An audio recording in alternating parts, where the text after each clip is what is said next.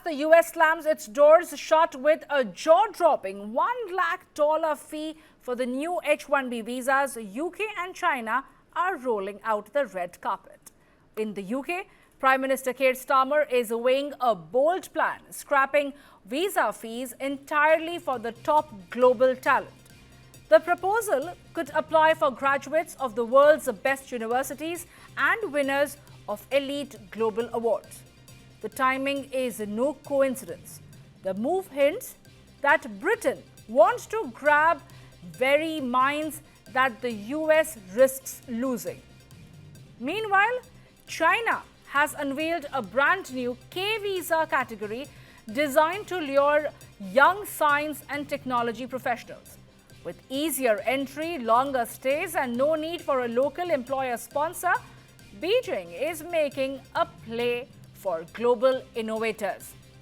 And the message is loud and clear. As Trump's America turns protectionist, others are seizing the opportunity to attract the best brains. For India, this essentially could mean new opportunities.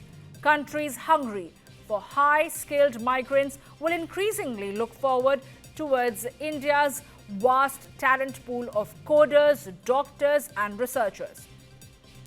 From the labs of Cambridge to the startup hubs of Shenzhen, the global visa race is heating up. And this time, India's skilled workforce might be the biggest winner.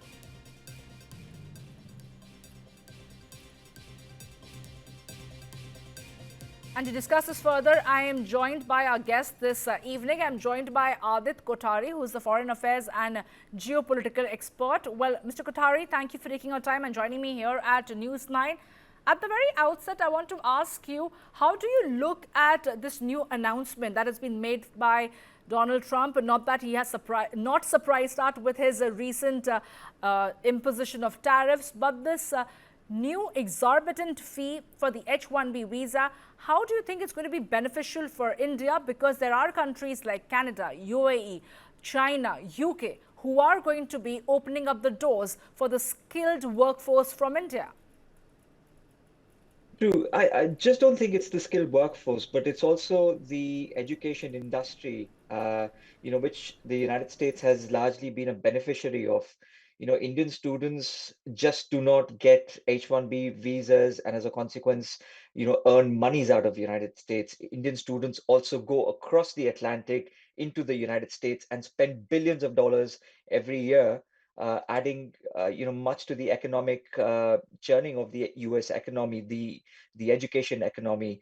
And there has been a lot of apprehension about this, which has been sort of echoed across various university administration teams to the Trump administration, that, if you are cutting down or if you are putting such high barriers to entry, especially in STEM sciences, you're automatically going to have consequences with regards to US education getting adversely impacted. I just wanted to say this out quickly, that, nations that have often, looked inwards and, have had myopic policies where they think they are insulating themselves by locking the world out.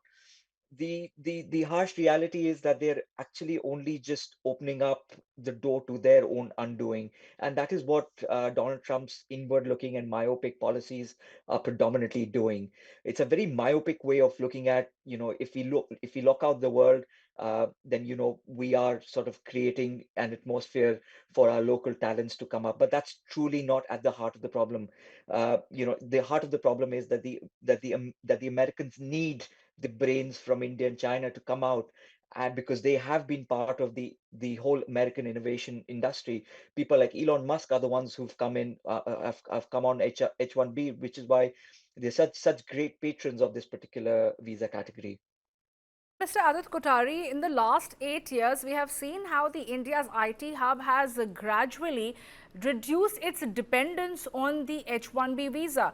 Are we also to understand then that if at all this H-1B visa is going to make Indians vulnerable, the skilled workforce for that matter, it becomes advantage India as well, because you are gaining the same set of people over here domestically, and perhaps there can be further growth and innovation in the domestic market?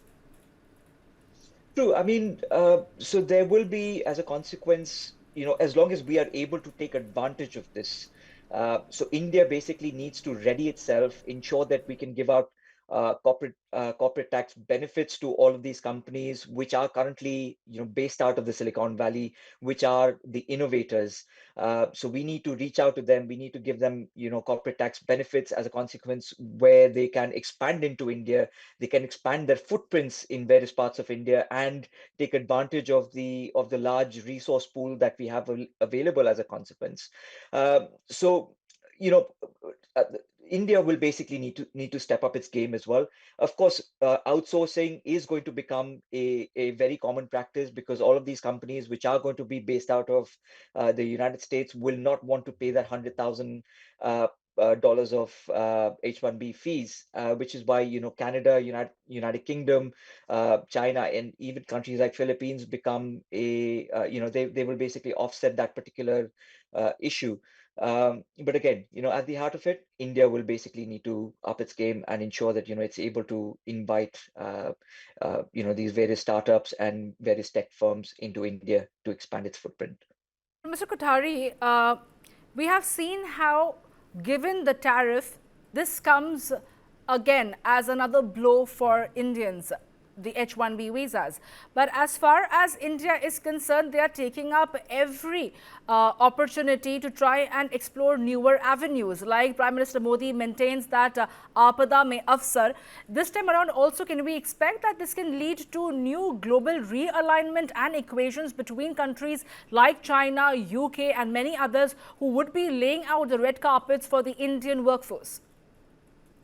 So I think the United Kingdom is already mulling over this. I think the news is from today, like you mentioned. United Kingdom is mulling over scrapping its visa fees for a certain category of students globally to invite talent and make them part of this economic journey, and take advantage of United States basically going inward and very myopic. So there will be other countries which will be looking to open its doors to talent like this, where they would want to invite them in and ensure that they can add to the growth and the ecosystem of those countries as well. So Canada, Australia, New Zealand are all going to be looking to get Indian students to come in, not only just to input from an economic journey of investing their monies into their academic and education system, but also then become part of their system and contribute to the growth Trying and to say, overall Mr. success of Kothari, success is of that these the Indians countries. will have nothing to lose. Yeah, true that. So I think it's a win-win situation for the Indians in general. Absolutely. But as far as US is concerned, will they try to rethink this, or what is your take on it? Because they are cognizant of the fact that a larger skilled workforce in US is definitely not those belonging to the US, but many like Indians being a core of their workforce. True. I mean, if we look at the top 20 CEOs of the United States, and we see, the number of Indians and the foreign workers who have contributed to these firms, that data will clearly ensure that the Sundar Pichais and the Satya Nadellas of the world are the ones who the United States has predominantly benefited as a consequence of. But looking at Trump's policies, they have been quite temperamental. I mean, we'll remember from Right. May, he wanted to cut Chinese students from coming into the country, and now he's inviting 600,000 Chinese students to become part of the education sector. So, he has been temperamental, and that is pretty much what his policies have been so far. So I'm sure that at some point or the other, the United States will rethink over this Absolutely. And myopic we shall policy. wait to see if And at all Donald Trump is going to revisit his decision of imposing exorbitant fee for the H-1B visas. But as of now, thank you, Adit Kothari, for taking your time and joining me here at News 9.